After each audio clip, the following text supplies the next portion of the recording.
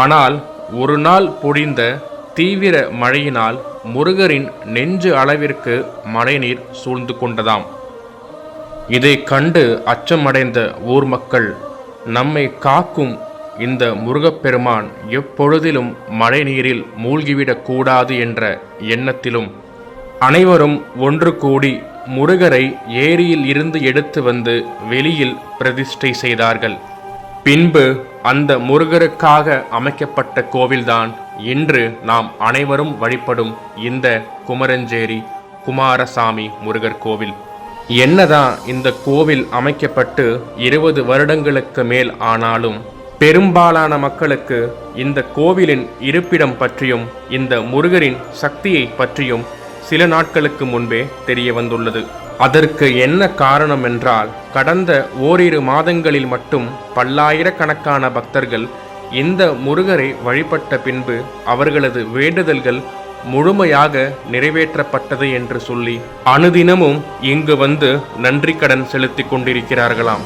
இதனாலே இந்த கோவிலின் புகழும் இந்த முருகரின் மகிமையும் வாய்வழி செய்தியாகவும் சமூக வலைத்தளங்கள் மூலமாகவும் பரவத் தொடங்கியது. தொடர்ந்து 6 செவ்வாய் அல்லது வெள்ளி அல்லது ஞாயிற்றுக்கிழமைகளில் இங்குள்ள இந்த குமரஞ்சேரி குமாரசாமி கோவிலுக்கு வந்து 6 வெற்றிலை நெய் தீபங்கள் ஏற்றி இங்குள்ள முருகரை மனதார வழிபட்டாலே நம் வேண்டுதல்கள் அனைத்தும் நிறைவேற்றப்படும் என்பது இங்குள்ள பக்தர்களின் தீவிர நம்பிக்கை. குறிப்பாக திருமணம் மற்றும் குழந்தை பாக்கியம் கட்டாயமாக கிடைக்கும் என்று நம்பப்படுகிறது.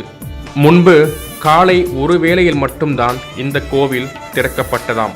ஆனால் தற்பொழுது அதிக மக்கள் வருவதால் செவ்வாய்க்கிழமை ஒரு நாள் மட்டும் காலை 8 மணியிலிருந்து இரவு 7 மணி வரையும், மற்ற 6 நாட்களிலும் காலை 8:30 மணியிலிருந்து மதியம் 1 மணி வரையும், பின்பு மாலை 4 மணியிலிருந்து இரவு 7 மணி வரையும் பக்தர்களுக்காக கோவில் திறக்கப்பட்டுள்ளது. இந்த முருகரை பார்த்ததுமே எங்களுக்குள் ஒரு மனத்தெளிவும் உற்சாகமும் நம்பிக்கையும் பிறந்தது.